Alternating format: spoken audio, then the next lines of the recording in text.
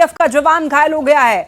जवान का भी फिलहाल रेस्क्यू किया जा रहा है। जवान को एयरलिफ्ट करने की तैयारी है। बेहतर इलाज के लिए रांची लाया जा सकता है। कोबरा बटालियन 205 का जवान अनुज कुमार घायल है। एसडीपीओ के मुताबिक घायल जवान की हालत जो है वो स्थिर बताई जा रही है। लेकिन सर्च ऑपरेशन में निकलने के दौरान ये घटना घटी है। देखिए, सर्च ऑपरेशन के दौरान जिंदा आईडी बम मिला है।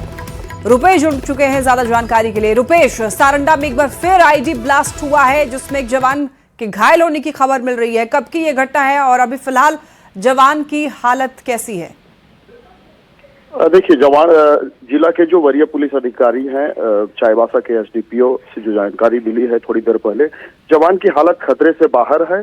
उसके पैर में जख्म है। आईडी विस्फोट के दौरान स्प्लिंटर के छींटे से जो पैर में जख्म लगा है, लेकिन वो फिलहाल खतरे से बाहर है और घटनास्थल से उनका रेस्क्यू कर लिया गया है। उन्हें बेहतर इलाज के लिए, आगे के इलाज के लिए रांची एयरलिफ्ट कर ले जाया जाना है।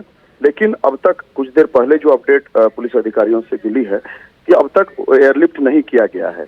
और ये घटना आज जब सर्च ऑपरेशन में जवान निकल रहे थे और इसी दौरान रास्ते में आईडी ब्लास्ट से ये घटना हुई है और जिसके चपेट में कोबरा बटालियन के जवान आए और एक जवान घायल हो गए हैं। हालांकि अब तक उनकी स्थिति खतरे से बाहर है, फिर भी उनका इलाज के लिए जैसे उन्हें रांची एयरलिफ्ट कर ले जाया जाना है, अब तक लेकिन एयरलिफ्ट नहीं हो पाया है। जी ठीक है रुपेश, बहुत धन्यवाद आपका इन तमाम जानकारियों के लिए। अब रांची से बड़ी खबर, बच्ची के लापता और हत्या मामले में 2 आरोपियों को गिरफ्तार किया गया है। एक्शन लिया गया इस मामले में। बच्ची के फूफा और फुफेरे भाई को गिरफ्तार किया गया है। देखिए, हत्या के बाद बच्ची के शव का गयाजी में दाह संस्कार भी कर दिया गया। रातू थाने के झकरा टाड़ की यह घटना है। 13 मार्च से लापता थी बच्ची। देखिए ये कैसी घटना है। बच्ची के लापता और हत्या मामले में 2 आरोपियों को गिरफ्तार किया गया है। खुलासा ये हुआ है कि बच्ची के फूफा और फुफेरे भाई को गिरफ्तार किया गया है और खबर ये मिली है कि बच्ची के शव का गयाजी में दाह संस्कार भी किया गया। ज्यादा जानकारी के लिए न्यूज़ 18 संवाददाता ओम प्रकाश हमारे साथ जुड़ गए हैं। ओम प्रकाश, बच्ची की लापता और हत्या मामले में गिरफ्तारी हुई है, यानी कि एक्शन लिया गया है, लेकिन इसके पीछे क्या कुछ खुलासा हुआ है? ओम प्रकाश, जरा बताइए। बता दें कि रातू थाना क्षेत्र के झकराटाड़ में ये पूरी वारदात जो है वो हुई थी। इस मामले में पुलिस ने कार्रवाई करते हुए सुरेश पाठक और जो अक्षय पाठक है उन्हें गिरफ्तार किया है। पूछताछ की गई है। पूछताछ में कई तरह की बातें जो है उनके द्वारा कही गई है। गया में दाह संस्कार भी बच्ची का किया गया था, इस बात को उन्होंने कबूला है। लेकिन साथ ही फिलहाल इस हत्या के पीछे क्या कुछ वजह रही, इसका खुलासा जो है वो पुलिस के द्वारा थोड़ी देर में किया जाएगा। तमाम चीजें जो हैं, क्योंकि कई तरह की बातें सामने आ रही थी। बच्ची से किसी बात को लेकर विवाद हुआ था, जिसके बाद उसकी गला घोंटकर हत्या की भी बात जो है वो कही जा रही है। तो देखना होगा कि इसके पीछे जो वजह है, आखिर वजह क्या रही। इस पूरे मामले का खुलासा जो है वो चंद कुछ घंटों में जो है पुलिस के द्वारा किया जाएगा और तमाम चीजें जो है स्पष्ट रूप से सामने आएगी कि कहीं इसके पीछे कोई अंधविश्वास तो नहीं था या फिर कोई अन्य वजह तो नहीं थी। क्योंकि ग्रामीणों की माने तो अक्सर जो बच्ची के साथ जो मारपीट की वारदात है वो इनके जो रिश्तेदार हैं वो किया करते थे और इनकी वजह से वो काफी डरी सहमी भी रहती थी। तो फिलहाल पुलिस के द्वारा तमाम चीजें जो है वो पूछताछ की गई हैं और दोनों आरोपियों को साक्ष्य के साथ जो है वो गिरफ्तार किया गया है। एम्बुलेंस चालक के द्वारा भी तमाम चीजें जो है वो कही गई थी। एम्बुलेंस चालक के माध्यम से ही जो बच्ची के शव को गया ले जाया गया था। इन तरह की तमाम चीजें जो है वो स्पष्ट रूप से सामने आई। जी ठीक है ओम प्रकाश, बहुत धन्यवाद आपका इन तमाम जानकारियों के लिए। और देखिए, राजधानी रांची से खबर मिल रही है कि सिविल कोर्ट को बम से उड़ाने की धमकी मिली है। ईमेल के जरिए कोर्ट को उड़ाने की धमकी। रांची सिविल कोर्ट पहुंची जांच टीम। झारखंड जगुआर की बीडीडीएस टीम पहुंची है। चप्पे चप्पे की जांच की जा रही है और पहले भी देखिए कोर्ट को धमकी मिल चुकी है उड़ाने की और इस बार फिर से इस ईमेल को गंभीरता से लिया गया है और जो यहां पर कोर्ट को उड़ाने की धमकी दी गई थी, ऐसे में यहां पर सिविल कोर्ट जांच टीम पहुंची है। झारखंड जगुआर की बीडीडीएस टीम पहुंची है। तस्वीरों में आप ये देख सकते हैं और यहां पर डॉग स्क्वाड की टीम जो है वो जांच पड़ताल करने में लगी हुई। तस्वीरें आप ये देख सकते हैं, चप्पे चप्पे की जांच में जुटी है। पहले भी कोर्ट को इस तरीके की धमकी मिल चुकी है, लेकिन जब भी ऐसी धमकी मिलती है गंभीरता से इसे लिया जाता है। कोई धमकी वाला मेल आया है, उसी के लेकर के कोर्ट को उड़ाने के संबंधित आया, तो उसी को लेकर के हम लोग BDDS टीम और बैंक एहतियात के तौर पर उसको भी कर रहे हैं, और बाकी उसका मेल ID जो आया है उसका भी सत्यापन की जा रही है। सर पहले भी जो धमकी दी दिल्ली पुलिस के द्वारा एक गिरफ्तार किया गया, उसने स्वीकार किया है कि ये यहाँ के भी घटना को स्वीकार किया है। बाकी फर्दर अब देख रहे हैं कि इसमें भी जो मेल ID है उसका भी सत्यापन की जा रही है। ओम प्रकाश जुड़ चुके हैं ज्यादा जानकारी के लिए। ओम प्रकाश, एक बार फिर से सिविल कोर्ट को बम से उड़ाने की धमकी, आखिर इसके पीछे किसका हाथ है? क्या कोई इस तरीके का मजाक कर रहा है या फिर वाकई कुछ साजिश चल रही है? बता दें कि दिल्ली पुलिस के द्वारा, दिल्ली स्पेशल सेल के द्वारा श्रीनिवास लुइस को गिरफ्तार किया गया था, और उसके माध्यम से भी जो पूछताछ हुई थी उसमें इस बात का खुलासा उसके द्वारा किया गया था कि रांची में भी जो तमाम ईमेल से धमकियां दी गई थी उसके पीछे उसका हाथ, उसके द्वारा ही ईमेल भेजा गया। लेकिन श्रीनिवास लुइस के गिरफ्तार होने के बाद फिर एक बार रांची सिविल कोर्ट को बम से उड़ाने की धमकी दी गई। तो अपने आप में कहा जाए तो फिर जो एजेंसियां हैं वो चौकन्ना हुई हैं। ये मेल जिस एड्रेस पे आया है उसके मेल पर ही ये जो तमाम धमकी है वो पहुंची है, जिसे देखते हुए पुलिस प्रशासन फिलहाल अलर्ट मोड में है। दूसरे ईमेल का इस्तेमाल हुआ है, तो ऐसे में फिलहाल पुलिस ये जानकारी जुटाने की कोशिश कर रही है कि आखिर इसके पीछे कौन सा सोर्स है और कौन लोग इसमें शामिल है। क्योंकि पिछली बार बता दें कि जो श्रीनिवास लुइस गिरफ्तार हुए थे वो VPN का इस्तेमाल कर रहा था, जिस वजह से सोर्स का पता जो लगाना था वो तमाम एजेंसियों के लिए एक बड़ी चुनौती थी। और इस बार भी अगर VPN का इस्तेमाल हुआ तो रांची पुलिस के लिए आसान नहीं रहने वाला है। इसमें भी जो परेशानी होगी वो काफी ज्यादा होगी। फिलहाल BDDS जो झारखंड जगुआर की टीम है वो और कोतवाली थाना की पुलिस जो है वो पूरे जो कोर्ट परिसर की जांच में जुटी है डॉग स्क्वाड के साथ। तो देखना होगा कि क्या कुछ है, क्या इसके पीछे कोई मजाक है या फिर वाकई किसी तरह की ऐसी थ्रेटनिंग की आशंका है जो कहीं ना कहीं रांची को भी दहला सकती है। ठीक है ओम प्रकाश, बहुत धन्यवाद आपका इन तमाम जानकारियों के लिए। चलिए बढ़ते हैं खबरों में आगे। साहिबगंज से भी खबर है, यहां पर भी देखिए सिविल कोर्ट को उड़ाने की धमकी, ईमेल के जरिए धमकी दी गई है। यानी कि पैटर्न जो है वो सेम देखने को यहां पर मिल रहा है। धमकी के बाद यहां भी पुलिस महकमे में हड़कंप, DSP दल बल के साथ कोर्ट परिसर पहुंचे। कोर्ट परिसर को घेर करके जांच की गई। प्रारंभिक जांच में यहां पर किसी भी प्रकार का कोई विस्फोटक नहीं मिला है। तो आप देख सकते हैं कि अभी हमने आपको बताया कि किस तरीके से यहां पर इससे पहले कोर्ट को उड़ाने की धमकी दी गई थी। रांची में सिविल कोर्ट को बम से उड़ाने की धमकी, और फिर यहां साहिबगंज में भी देखिए सिविल कोर्ट को उड़ाने की धमकी दी गई है। ईमेल के जरिए ये धमकी मिली है, और इस धमकी के बाद पुलिस महकमे में हड़कंप मच चुका है। DSP खुद दल बल के साथ कोर्ट परिसर पहुंच गए, और शुरुआती जांच में किसी भी प्रकार का विस्फोटक यहां से नहीं मिला है। लेकिन ये चिंता की बात जरूर है। इलाका, लेकिन इस तरह का धमकी जो लेवल पर बार बार दिया जाता है उससे हम लोग बहुत दुखी हैं। हम लोग पढ़े लिखे वकील मजदूर, पढ़े लिखे मजदूर हैं, और इस तरह से होगा तो हम लोग का रोजी रोटी में बाधा होता है। तो देश के जितने हमारे उच्च स्तरीय पदाधिकारी हैं उनसे निवेदन है इस पर कड़ी कार्रवाई होना चाहिए, और जहाँ से यह ईमेल आता है उस पर पूर्ण रूप से उसके खिलाफ कानूनी कार्रवाई करके उसको फांसी की सजा दे देना चाहिए। आतंक फैलाने का सूचना मिला तो हम लोग त्वरित कार्रवाई करते हुए सभी आए हैं, सर्च कर रहे हैं और एहतियात बरती जा रही है। सभी का सहयोग यहाँ मिल रहा है। हम लोग इसका तेज़ी से इसका उद्भेदन करेंगे, कहाँ से ये थ्रेट आता है। ये दूसरी बार है और किसी भी रूप में अपराधी बख्शे नहीं जाएंगे। धनबाद से बड़ी खबर, बम की अफवाह पर एक बार फिर से धनबाद पुलिस अब यहां पर देखिए बताया जा रहा है कि अलर्ट मोड पर है।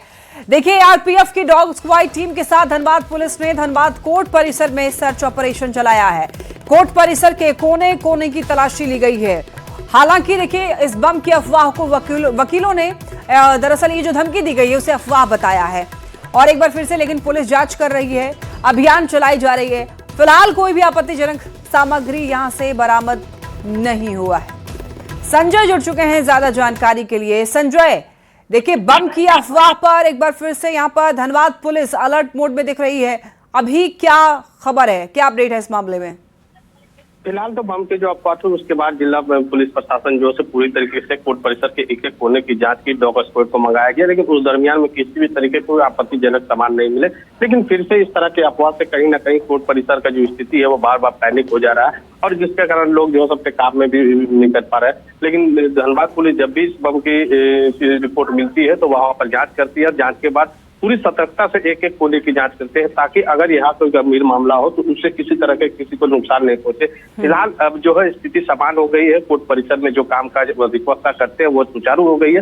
लेकिन बम की अफवाह से कहीं ना कहीं धनबाद में बार बार जो है अधिवक्ता खास करके जो कोर्ट परिसर में इस तरह की सूचनाएं मिल रही है उस जो है अफरा तफरी और अस्त लोग हो जा रहे हैं। जी देखिए संजय, ये 2-3 जगहों से ऐसी खबरें आई हैं और ऐसे में बहुत जरूरी है ये जानना कि ऐसी अफवाह या ऐसे ईमेल कहां से जनरेट हो रहे हैं, क्योंकि इससे देखिए न केवल पैनिक जैसी सिचुएशन होती है बल्कि इसमें टाइम भी जाया होता है और लोग परेशान हो जाते हैं।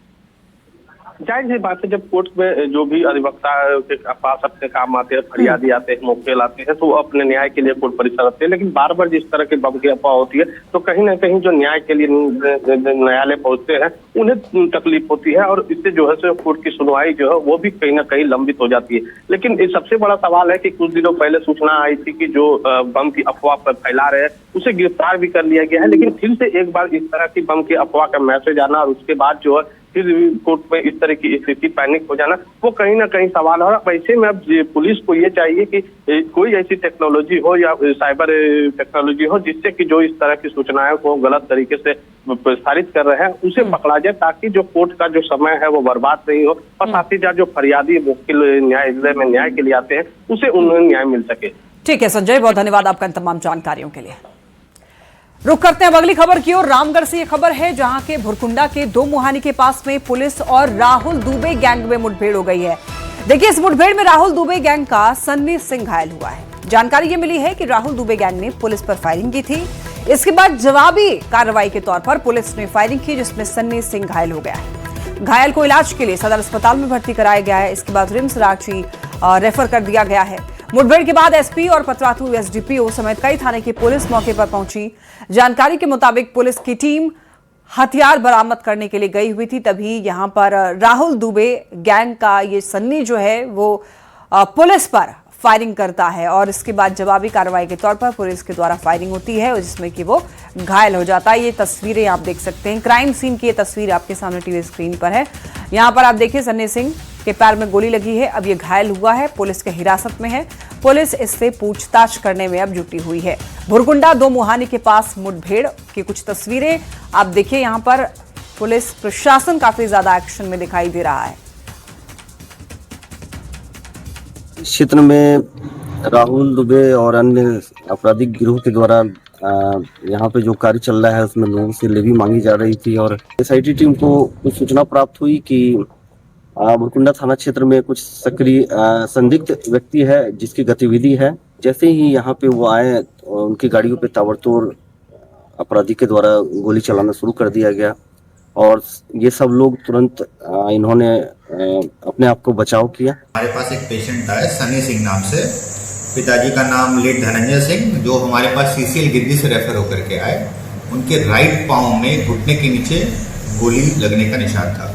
कितने गोली लगी थी सर? जो वुंड के हिसाब से, इंट्री वुंड के हिसाब से लग रहा है कि 1 गोली लगी हुई है, बाकी एक्सरे अभी तक हुआ नहीं था तो क्लियर कर बता पाना मुश्किल है कितनी गोलियां लगी। तो गोली फंसी हुई है कि उसमें अभी? जहां तक गोली फंसी हुई होगी, क्योंकि जब भी गोली निकलती तो एक एग्जिट वुंड होता है तो वो हम लोगों को पाँव में नहीं दिखाते।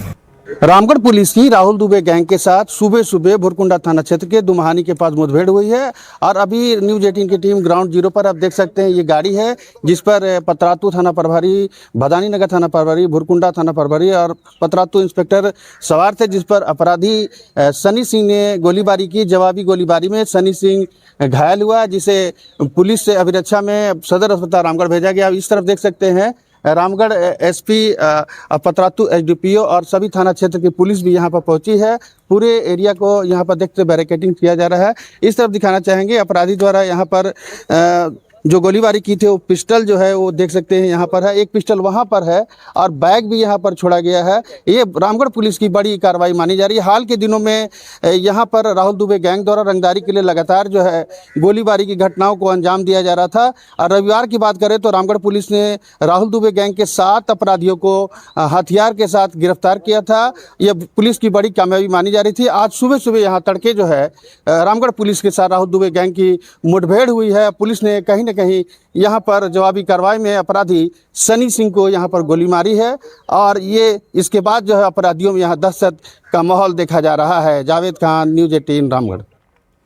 चाईबासा से बड़ी खबर, चक्रधरपुर की पुलिस ने सराहनीय कार्रवाई की है। रोजगार की तलाश में दूसरे राज्य में पलायन कर रहे 4 नाबालिग बच्चों को पुलिस ने स्टेशन से अपने संरक्षण में लिया है। देखिए, बच्चों के परिजनों से संपर्क करके उन्हें घर भेजने की तैयारी की जा रही है। पुलिस की सतर्कता और संवेदनशीलता ने ये 4 नाबालिग बच्चों का भविष्य खतरे में पड़ने से बचाया है।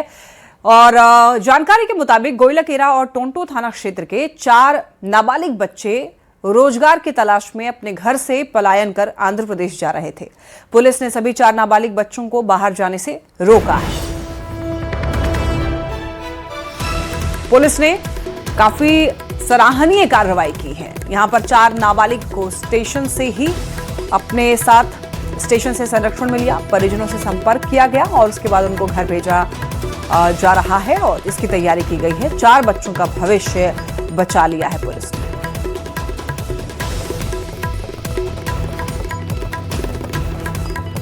खबर हजारीबाग से, जहां एम्बुलेंस सेवा की लापरवाही का मामला सामने आया है। जिले के दुलमाहा गांव में एक नाबालिग बच्ची सर्पदंश की शिकार हो गई। परिजन आनंद फानन में बरही अनुमंडलीय अस्पताल लेकर के पहुंचे, जहां प्राथमिक इलाज देने के बाद डॉक्टरों ने शेख भिकारी मेडिकल कॉलेज अस्पताल रेफर कर दिया। उसके बाद परिजनों ने सरकारी 108 एम्बुलेंस सेवा को कॉल किया, लेकिन काफी इंतजार के बाद जब एम्बुलेंस पहुंची तो उसकी हालत खराब निकली। एम्बुलेंस का रिवर्स गियर भी काम नहीं कर रहा था। बच्ची की नाजुक हालत को देखते हुए परिजनों ने उसे गोद में उठाकर के किसी तरीके से एम्बुलेंस तक पहुंचाया है और जान जोखिम में डालकर इलाज के लिए रवाना हुए। अब ऐसे में परिजनों का ये कहना है कि आपातकालीन स्थिति में भी एम्बुलेंस सेवा भरोसेमंद नहीं रही। एक बच्ची जो कि जिंदगी और मौत के बीच जूझ रही थी, उस समय भी एम्बुलेंस काम नहीं आया। तो ऐसे में बड़ी लापरवाही से माना जा रहा है। परिजन काफी नाराज हैं। जिले के दुलमाहा गांव का ये मामला है, जहां पर एक नाबालिग बच्ची को सांप ने डस लिया और इसके बाद जब उसे अनुमंडलीय अस्पताल लेकर जाना था तो वहां पर उस वक्त बताया जा रहा है कि एम्बुलेंस सेवा भी नहीं मिल पाए। पहली बात है कि एम्बुलेंस को हम लोग कॉल किए हैं और लगभग पौना घंटा हो गया एम्बुलेंस से बात किए हुए। उसके बाद आधा घंटा 15 मिनट ऐसे करके बोल रहा है। उसके बाद आया भी तो गेट पे खड़ा कर दिया और हम लोग को आके बोला कि पेशेंट को लेकर आइए। मजबूरन हम लोग को बोल रहा है कि रिवर्स गियर नहीं लगता है, खराब हो गया है। मजबूरन हम लोग को पेशेंट को उठा के हाथ में अभी हम लोग लेके गए और उसको गाड़ी में भेजे हैं। कि एक बच्ची को सांप काटने के बाद वो एम्बुलेंस के लिए मरीज दौड़ रहे थे। दुख ये है कि एम्बुलेंस का रिवर्स गियर खराब था, जिस कारण से इमरजेंसी वार्ड तक एम्बुलेंस नहीं पहुंचा। ऐसे स्थिति में परिजन को गोद में लेकर के बच्चों को भागना पड़ा एम्बुलेंस तक। हेमंत सोरेन जी से और इरफान अंसारी जी से कि अगर फुर्सत मिले तो झारखंड को देखिए, झारखंड रो रहा है, आसाम में आपका कुछ होना जाना नहीं है।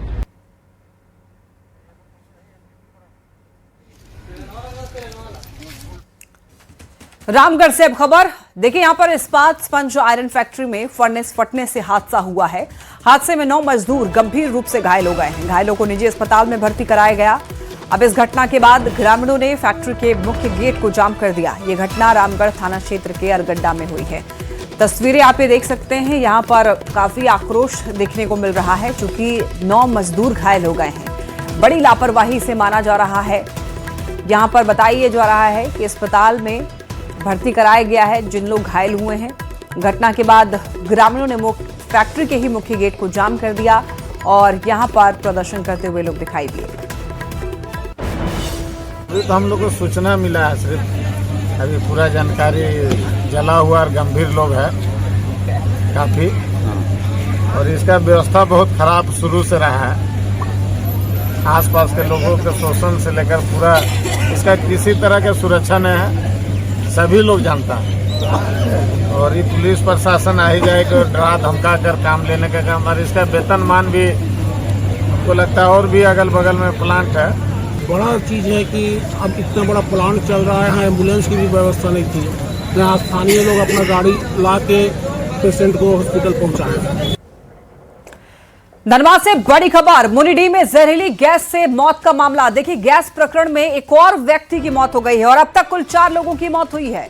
पुलिस पूरे मामले की कार्रवाई में जुटी है। आपको बताते चलें कि मुनिडीह ओपी क्षेत्र मामले में शनिवार रात मुनिडीह में बीसीसीएल के एक बंद पड़े पावर प्लांट में लोहा चोरी करने की नीयत से यहां पर चोर प्लांट में दाखिल हुए और गैस कटर से अपराधी लोहा काटने का प्रयास कर रहे थे। इस दौरान गलती से उन लोगों ने गैस का ही पाइप काट दिया, जिससे जहरीली गैस का रिसाव होने लग गया और सभी का दम घुटने लग गया। लेकिन उस दौरान एक की घटनास्थल पर मौत हो गई, जबकि 2 को इलाज के दौरान 2 की मौत जो है बताया जा रहा है कि इलाज के दौरान हो गई है और ये आंकड़ा बढ़ रहा है। तो अभी तक बताया जा रहा है कि 4 लोगों की मौत हो गई है। शनिवार देर रात ये हादसा हुआ है। धनबाद का ये मामला है।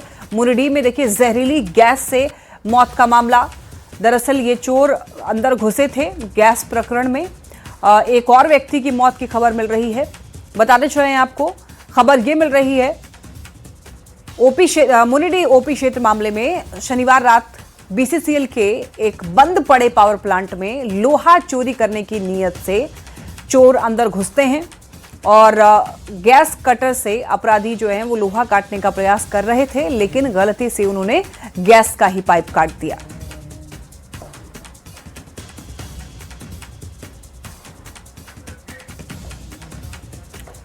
पलामू से अब बड़ी खबर, गाड़ी और ट्रेलर की टक्कर हुई है। दुर्घटना में बताया जा रहा है कि यहां पर 2 सीओ घायल हुए हैं, चालक भी घायलों का छतरपुर अस्पताल में इलाज जारी। बताया जा रहा है कि मेदिनीनगर मीटिंग में जा रहे थे सीओ। पुलिस ने वाहन जब्त कर लिया है। गाड़ी और ट्रेलर की जबरदस्त टक्कर हुई, एक बड़ा सड़क हादसा। दुर्घटना में बताया जा रहा है कि सीओ घायल हो गए हैं और चालक भी घायल हुआ है। घायलों का छतरपुर अस्पताल में इलाज जारी है। मेदिनीनगर मीटिंग में जा रहे थे सीओ और देखिए पुलिस ने एक्शन लेते हुए वाहन जब्त किया है। रांची से बड़ी खबर, निजी स्कूल की मनमानी का यह मामला है। रांची में डीसी की अध्यक्षता में बैठक, फीस और किताबों की कीमत पर समीक्षा। बैठक के बाद राहत की उम्मीद है। स्कूल फीस के इजाफे पर अंकुश संभव है, यानी कि स्कूल फीस जिस तरीके से मनमाने ढंग से बढ़ाए जा रहे थे, इसको लेकर इसको संज्ञान में लिया है सरकार ने और अब बताया ये जा रहा है कि इस पर प्रशासनिक तौर पर कार्रवाई हो सकती है। फीस और किताबों की कीमत पर समीक्षा की गई है और ऐसे में राहत की उम्मीद दिखाई दे रही है। तो जिस तरीके से पहले लोग मनमानी कर रहे थे स्कूल संचालक, लेकिन अब ऐसा नहीं हो पाएगा। बताते चलें आपको, डीसी की अध्यक्षता में बैठक हुई है। फीस और किताबों की कीमत पर समीक्षा की गई है, विचार किया गया है और उम्मीद यही है कि स्कूल फीस के इजाफे पर अंकुश हो सकता है, क्योंकि परिजन भी काफ़ी ज़्यादा परेशान रहते थे। जो पेरेंट्स थे, माता पिता थे, उनको काफ़ी परेशानी हो रही थी। लगातार स्कूल फीस में बढ़ोतरी हो रही थी और इतना ही नहीं, किताबों की कीमत भी बढ़ रहे थे।